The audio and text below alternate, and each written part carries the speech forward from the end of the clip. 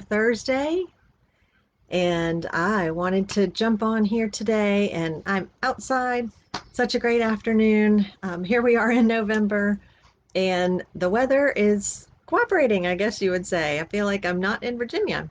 But anyway, so I just wanted to come on today and talk, of course, about relationships, talk about marriage, and mainly I wanted to talk about your relationship wants and needs, right?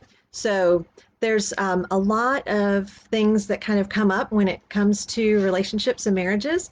And I wanted to see if there's something that might be holding you back when it comes to this area as well. Um, how about the election? Is that causing some stress in your relationship? Hopefully, not too much. I've been watching lots of news and hearing lots on the radio that says that this has been very anxious times for many people, and I'm sure that if you're internalizing that, that's also taking a toll on your relationship. So, I would say let's talk about needs and wants and how to be heard and how to ask. So, I'm Rebecca Blackwell, your marriage and relationship coach with Marriage Coaching and Training RVA. I am your silver lining relationship coach. So, just wanted to jump in today and talk about needs and wants, and wanted to find out maybe if you can post some comments if you're watching this later. How easy is it for you to ask for what you need? Do you know what you need? And how do you ask? So, do you think it's okay to ask multiple times? I'd love to see if I get some comments on that one. In my humble opinion, and from what I've heard from Mark Gungor, especially if anybody's ever seen him, he is hilarious. He's an awesome um, marriage speaker and pastor and all that good stuff. But anyway, it is perfectly acceptable to ask a couple of times or more if you need to. Make sure that when you're asking, you are not being aggressive, you're being assertive, speaking the truth in love, and make sure that's the right time, right? Maybe you're saying something or needing something, trying to express something that's kind of under the radar. Maybe your spouse is not hearing you because they are engaged in something else, they're thinking about something else, or they don't realize how important this is to you. So make sure it's the right time. Make sure that you're clear on what you're asking. And if you're not clear, make that clear. I know that sounds kind of silly, but sometimes I have done that before. I said, I don't really know what's going on here, but I need you to listen to me. Okay. So when you start with that, they'll probably realize that, there's going to be a little bit of digging around that needs to happen here. So again, I'm talking about being clear, being assertive. How do you know that you've been heard?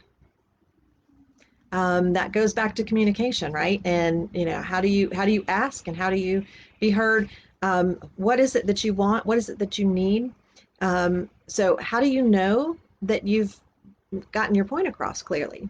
Is the person that you're speaking to paraphrasing for you? Are they coming back around and saying, well, I didn't realize you felt that way. Tell me more.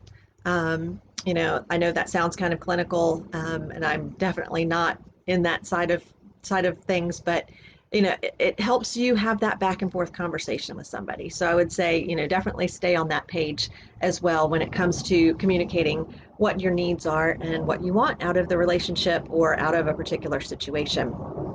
So, um, is there something that's holding you back? Sometimes past emotions or past frustrations or just kind of what's going on in the world will get in the way a little bit.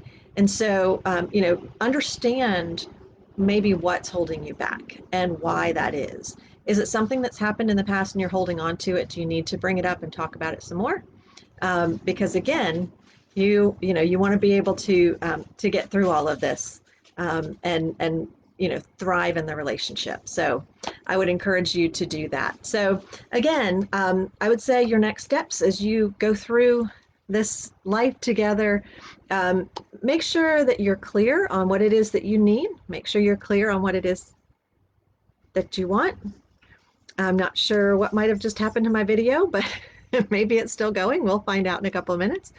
Um, and for people of faith, and really for everybody, but make sure you're showing grace to your spouse. Make sure you're trying to give some space, give some grace, understand what's going on there.